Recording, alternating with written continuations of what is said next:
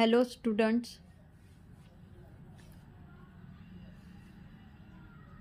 So here today I again come with the 10 mock test question for the Maharashtra MCA CET exam or NEEM set examination who are preparing for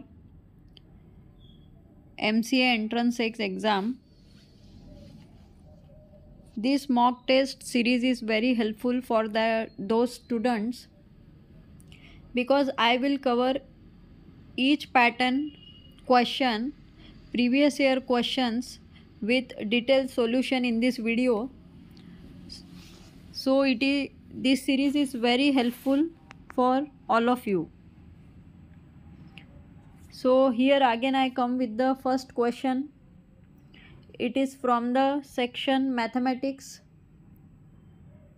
अगर आप ये एक video भी हर दिन देख रहे हो, सीरीज देख रहे हो, तो आपके 10 सारे सेशन में से एक एक पैटर्न के क्वेश्चन आपके रिवीजन हो रहा है और वो भी हम क्वेश्चन कर रहे हैं previous year question. So it is very helpful in upcoming examination. हो सकता है सेम क्वेश्चन आएगा, जस्ट वैल्यूज़ चेंज रहेंगे. सो आप जितना प्रैक्टिस करोगे, पैटर्न्स को समझोगे, क्वेश्चन पैटर्न्स को समझोगे, it is helpful for you. So here is a first question from the mathematics section and the question is, if x plus 1 by x equals to 5, आपको given है x plus 1 by x की value है 5, then what is the value of, तो आपको पूछा है x cube plus 1 by x cube की value क्या रहेगी. So this is the question. सबसे पहले आपको क्वेश्चन समझ में आना चाहिए कि द गिवन क्वेश्चन में क्या क्या गिवन है आपको. जैसे यहाँ पे देखो x plus 1 by X equals to 5, ये वैल्यू हमको दिया हुआ है, तो उसी का ही क्यूब पूछा है. x cube plus 1 by X cube क्या रहेगा. ऑप्शंस आपको गिवन है 110, 125, 130, 140. So here we see the solution. I am providing you the detailed solution here.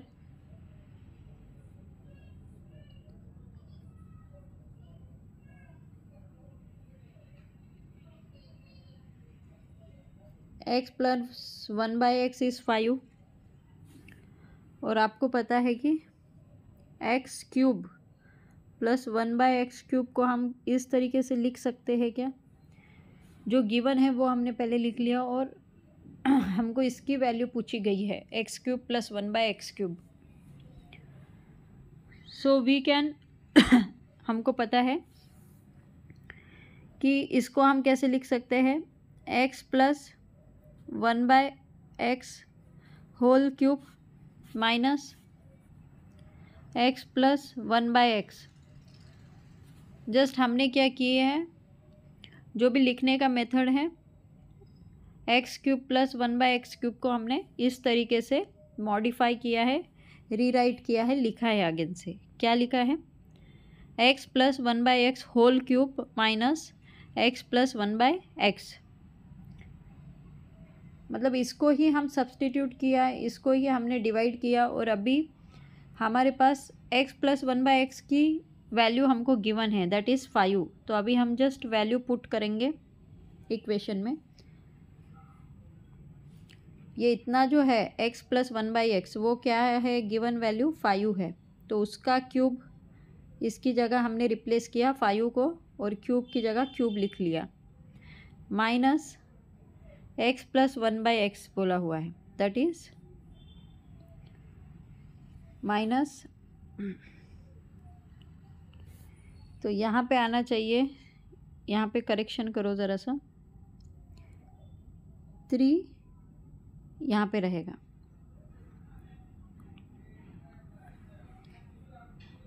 So x plus 1 3 को 3 लिखोगे और again x plus 1 by X को आप 5 लिखोगे. सो ये जो हम सब्सटीट्यूट, इसको जो हम डिवाइड कर रहे हैं, मॉडिफाई करके लिख रहे हैं, तो उसका क्या रहेगा, दिस इज़ द फॉर्मूला.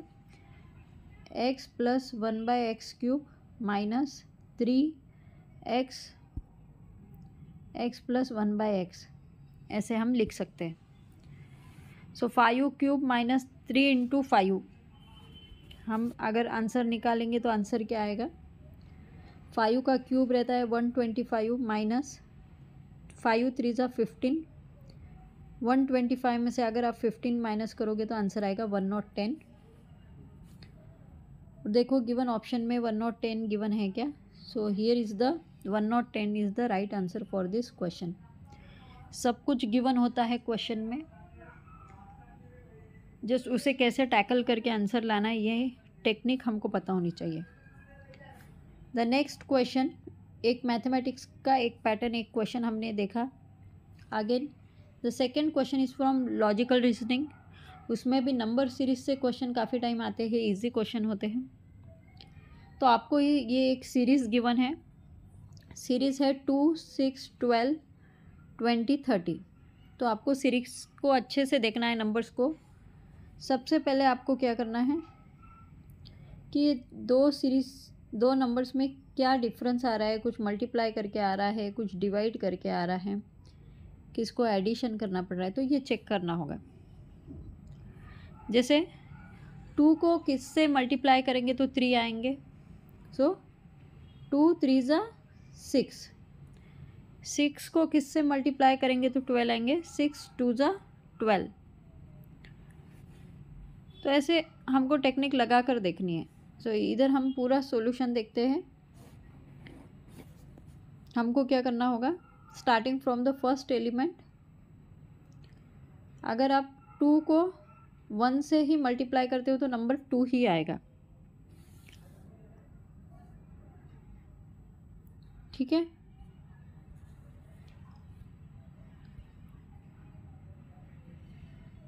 जब भी आप 2 को 3 से मल्टीप्लाई करोगे तो आएगा 6, 3 को 4 से करोगे तो आएगा 12, 4 को 5 से करोगे तो 20, और 5 को 6 करेंगे तो 30।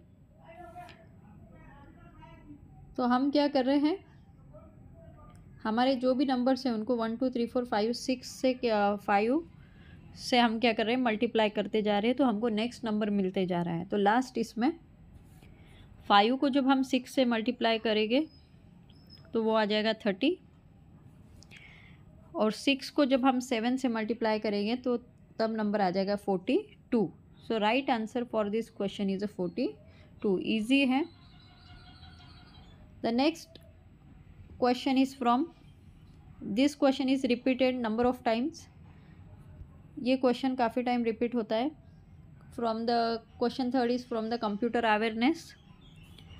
क्वेश्चन आपको पूछा है, which of the following is not a programming language. In previous video we already seen this question, but this is most repeated question कि ऐसी कौन सी लैंग्वेज है जो प्रोग्रामिंग लैंग्वेज नहीं है। सो हमें पता है Python is a general purpose language, Java is the programming language, and C++ object oriented programming language.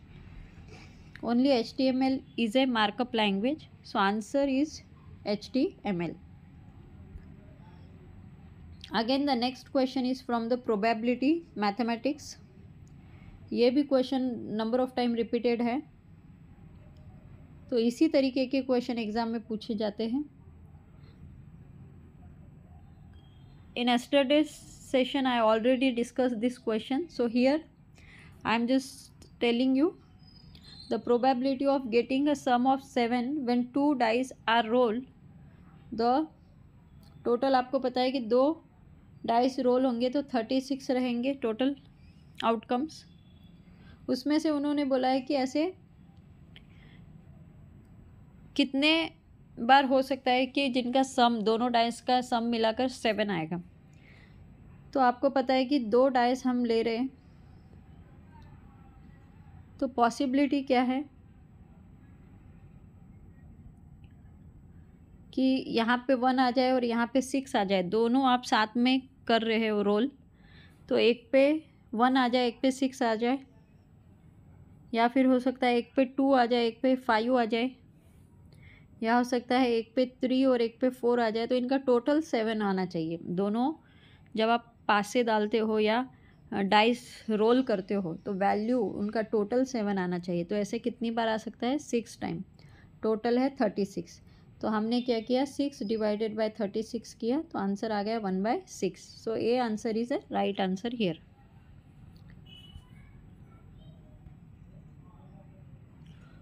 Then the option 5 from the logical reasoning. Here is the question. If pencil is coded as, pencil एक word को आपको code किया है PENCIL। Pencil को अगर ऐसा लिखा गया है RGPENK, तो उन्होंने पूछा है कि इरेजर का क्या आएगा कोड? ERASER। तो इरेजर का क्या आएगा आंसर, ऐसा पूछा गया। तो देखना है आपको कि कितने का सीक्वेंस है। तो P में कितने ऐड करोगे तो R आएगा PQR, मतलब 1 2, तो +2 करोगे तो R आएगा।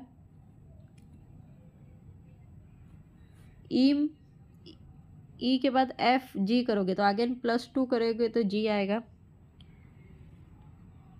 N में भी +2 करोगे तो P आएगा। तो आपको क्या समझ में आ रहा है कि इस सीक्वेंस में हमेशा हम +2 करते जाएंगे तो नेक्स्ट नंबर हमको मिल रहा है। तो वैसे ही हमको इरेजर का करना है। E में +2 करोगे तो कितना आएगा? G आएगा। R में T आएगा, RST। A में +2 करोगे तो B and C। Again S,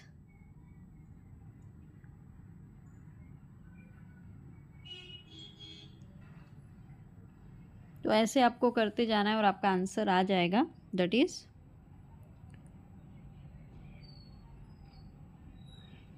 E में अगर आप अगेन करोगे तो क्या आएगा?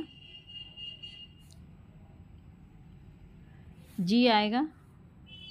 और R में करोगे तो क्या आएगा?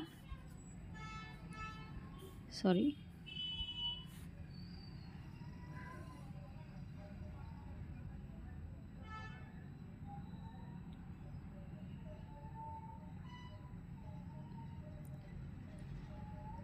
तो GTCTGP। So here A is the right answer. तो सीक्वेंस को देख के हमको क्वेश्चन को सॉल्व करते जाना है। The next question from the computer awareness. Again question है which of the following is a non linear data structure. तो जब भी आपने डेटा स्ट्रक्चर स्टडी किया DSA, आपको एक बेसिक क्लासिफिकेशन में पता है कि सबसे पहले data structure primitive and non primitive data structure में डिवाइड होता है। प्रिमिटिव में आ गया integer, float, character, Boolean. Non primitive again 2 part में डिवाइड होता है। एक पार्ट होता है लीनियर डेटा स्ट्रक्चर और दूसरा आता है नॉन लीनियर डेटा स्ट्रक्चर। अगर जो भी डेटा आप मेमोरी में स्टोर कर रहे हो वो सिक्वेंशियली स्टोर हो रहा है तो हम उसे कहेंगे it is a linear type of data structure. और नॉन लीनियर मतलब डेटा आपका सीक्वेंस में नहीं, डायनामिकली रैंडमली स्टोर होगा।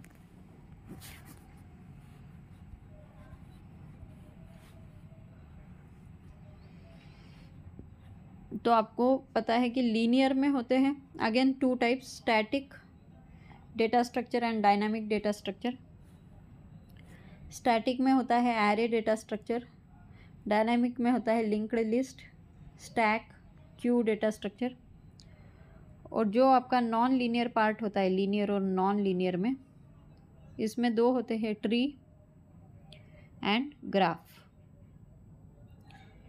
तो यहाँ पे ऑप्शन गिवन है। एरे क्या है? लीनियर टाइप है। ये देखो एरे लीनियर टाइप का है। अगेन स्टैक भी ये लीनियर के अंडर आ रहा है। क्यू भी क्या है? लीनियर के अंडर आ रहा है। ओनली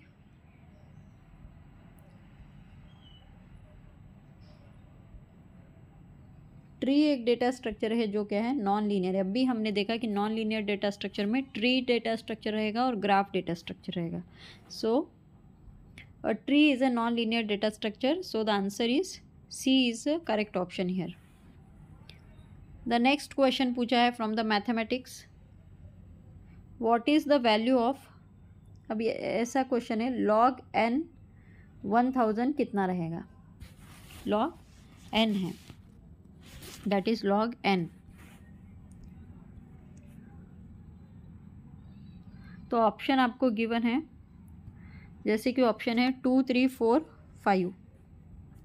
क्वेश्चन क्या है कि log ऑफ लॉगरिथमिक 10 और सामने है 1000, तो क्या हम इसको इस तरीके से लिख सकते हैं, log 10 और 1000 को हम 10 to the power 3 लिख सकते हैं।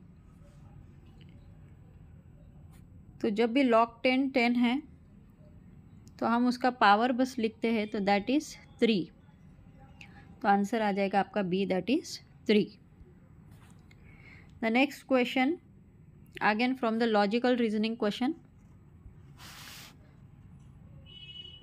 इफ़ वैल्यूज पुट दिए हुए ए की वैल्यू है 1, बी की वैल्यू है 2 और जेड की वैल्यू है 26, तो आपको पूछा गया है लॉजिक इस वर्ड का कोड क्या रहेगा।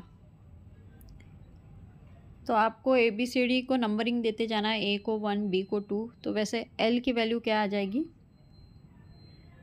12, ओ की वैल्यू आ जाएगी 15, जी की वैल्यू आ जाएंगी 7, आई की वैल्यू आ जाएगी 9 और सी की वैल्यू आ जाएंगी 3। तो इनका एडिशन करना है, plus this all the numbers, और जब आप एडिशन करोगे तो आंसर आ जाएगा दैट इज़ 46। तो बहुत बार एग्ज़ाम में होता है, देखो यहाँ पे 46 ऑप्शन में गिवन ही नहीं है, बट हमारा आंसर आ रहा था 46। सो इस टाइम सभी स्टूडेंट को इसके बोनस मार्क मिल जाते हैं, क्योंकि क्वेश्चन में ही मिस्टेक है। Okay, next question from the computer awareness again, which protocol is use for secure communication over the internet. ऐसा कौन सा प्रोटोकॉल है जो सिक्योर कम्युनिकेशन करने के लिए यूज़फुल होता है। तो आपको सबसे पहले तो इनके फुल फॉर्म पता होने चाहिए। HTTP that is hyper text transfer protocol, FTP is a file transfer protocol, HTTPS again hyper text transfer protocol और S for secure, SMTP is the simple mail transfer protocol. So बहुत बार इस abbreviation पे ही question आ जाता है, तो अभी जो मैंने फुल फॉर्म बताए वो नोट डाउन करो, इट इज़ वेरी हेल्पफुल। तो देखो कीवर्ड से भी आपको आंसर चूज़ करने आते हैं, जैसे यहाँ पे वर्ड दिया है सिक्योर।